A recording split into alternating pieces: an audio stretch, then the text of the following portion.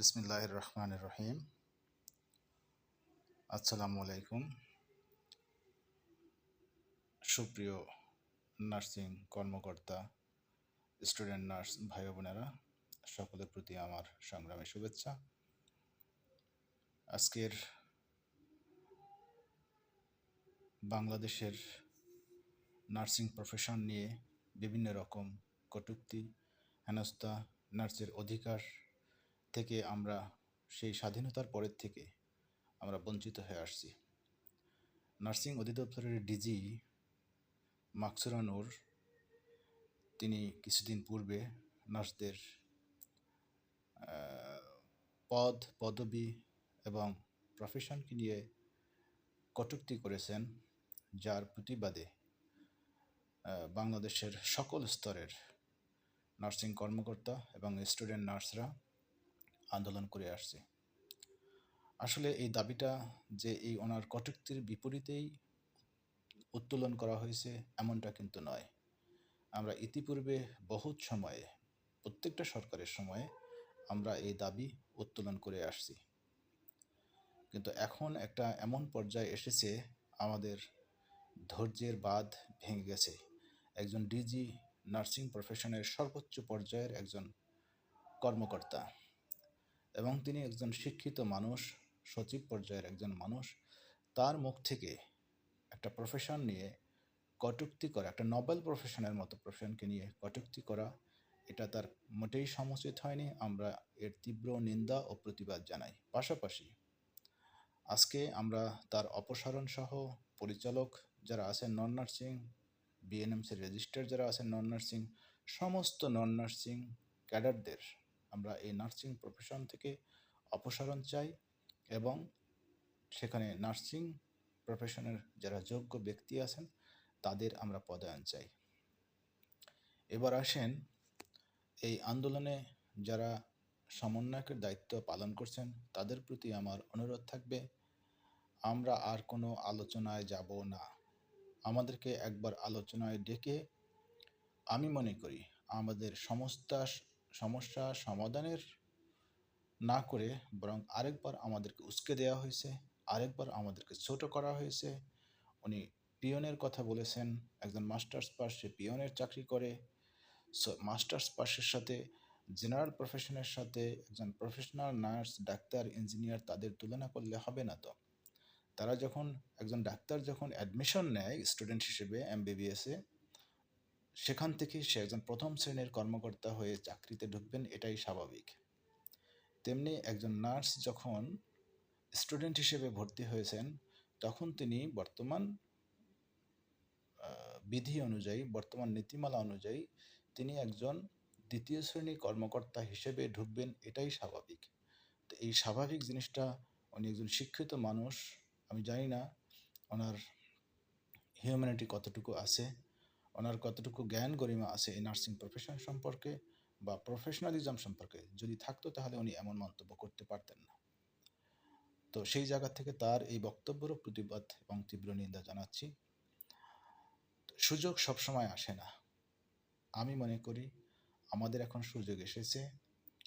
এই সুযোগে যদি আমরা কাজে লাগাইতে না পারি তাহলে আমার মনে হয় এই নার্সিং প্রফেশন ভবিষ্যতে কোনোদিনই মাথা উঁচু করে দাঁড়াতে পারবে না। তো এই সুযোগের সদ্ব্যবহার আমরা সবাই করি। আমরা যার যার জায়গা থেকে আমরা এই আন্দোলনে শরিক হই, আমরা প্রতিবাদ করি, আমাদের আওয়াজ তুলি, যে নার্সিং প্রফেশনের ডিজি থেকে শুরু করে সকল পর্যায়ের প্রশাসনিক শিক্ষা প্রতিষ্ঠান থেকে শুরু করে সব জায়গায় যেন নার্সিং কর্মকর্তা পদায়ন নিশ্চিত হয়। পাশাপাশি বিভিন্ন প্রতিষ্ঠানে আমরা দেখে আসতেছি বদলির ভয় দেখানো হচ্ছে। যাদেরকে বদলির ভয় দেখানো হচ্ছে তাদের উদ্দেশ্যে বলবো, একটা জিনিস মনে রাখবেন, আপনাকে বদলি করলে এই বাংলাদেশের যেখানেই, টেকনাফ থেকে তেতুলিয়া, যে কোনো জায়গায় আপনাকে বদলি করতে পারে। আজকে আপনি আন্দোলন করছেন বিধায় আপনাকে বদলি করতেছে, যেমন হুমকি দিচ্ছে। আপনি সরকারের প্রয়োজনে আপনাকে আন্দোলন ছাড়াও তারা আপনাকে বদলি করতে পারে। যেহেতু আপনার চাকরি বদলিযোগ্য, সেই বদলির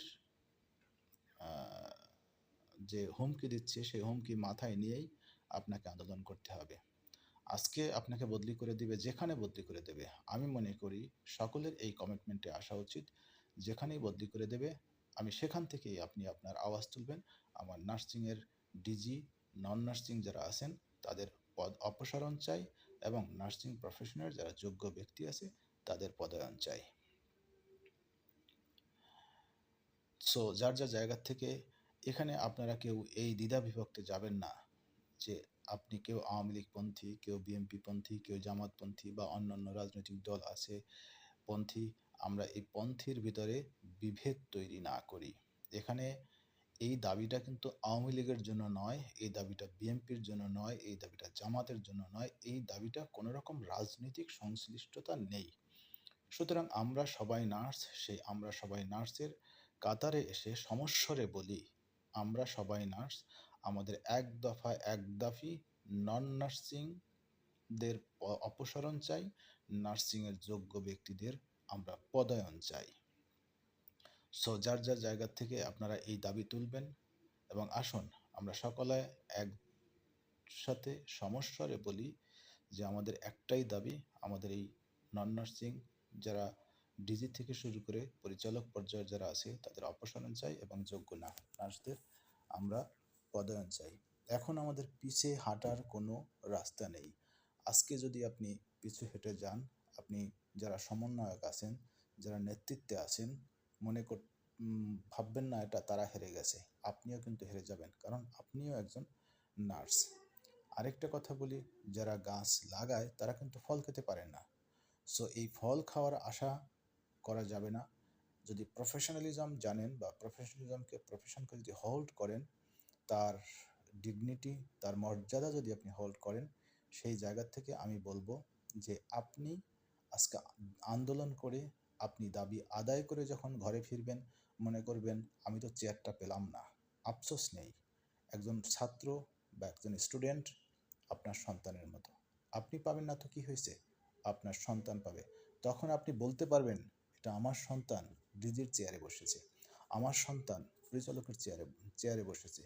আপনার সন্তান বা আপনার ছাত্র যখন ভালো একটা চেয়ার পাবে, আপনি একজন শিক্ষক হিসেবে গর্বিত হবেন, একজন প্রফেশনাল নার্সিং প্রফেশনাল হিসেবে গর্বিত হবেন। সুতরাং আসুন আমরা সবাই এই আন্দোলনে যার যার জায়গা থেকে শরিক হই, এবং আমাদের আওয়াজ তুলি, এবং এদের অপসারণ করি। আর এখন আমাদের এই ঘরে বসে বা অবস্থান কর্মসূচি, মানববন্ধনের কোনো সুযোগ নেই। এখন আমাদের একটাই পথ আছে, অফিস, শিক্ষা প্রতিষ্ঠান, সব জায়গায় তালা মেরে সবাই রাস্তায় চলে আসুন, এবং কর্মবিরতির মাধ্যমে 1 ঘন্টা, 2 ঘন্টা, 3 ঘন্টা, 4 ঘন্টা সহ কমপ্লিট শাটডাউন। এখানে আপনি ভাববেন না আপনি সরকারি চাকরি করেন, আপনার ভাববার কোনো অবকাশ নেই আমি একজন স্টুডেন্ট। এটা প্রফেশনের দাবি, একটা পেশার দাবি। সেই জায়গা থেকে সরকারি চাকরিজীবী যারা আছেন, যারা স্টুডেন্ট আছেন, সকলের প্রতি আমার অনুরোধ থাকবে আপনারা রাস্তায় নেমে আসুন। আপনারা আপনাদের পরিজনকে সেফ রেখে, তাদেরকে নিরাপদে রেখে, যারা প্রফেশনাল আছেন আপনারা রাস্তায় নেমে আসুন, এবং আপনাদের এই আন্দোলন, মানববন্ধন ঘরের ভিতরে, অবস্থান কর্মসূচি ঘরের ভিতরে করলে এটা আপনার পাবলিক জানবে না। আপনাকে রাস্তায় নেমে আসতে হবে। যখন আপনি রাস্তায় নেমে আসবেন, আপনার মিডিয়া কভারেজ হবে, আপনি আপনার যৌক্তিকতা তুলে ধরতে পারবেন। আপনার যৌক্তিকতা দেশের সর্বোচ্চ মহল শুরু করে দেশের বাইরেও আপনার এই যৌক্তিকতা পৌঁছে যাবে। সুতরাং আসুন, আর দেরি না করি। আমাদের এই সুযোগ বারে বারে আসে না, আবারও বলবো সুযোগ বারে বারে আসে না। সুযোগ যেহেতু এসেছে, সুতরাং আপনার দাবি আপনি আদায় করে ঘরে ফিরবেন, সেই কমিটমেন্ট নিয়েই আপনি ঘর থেকে বের হবেন। ধন্যবাদ সকলকে।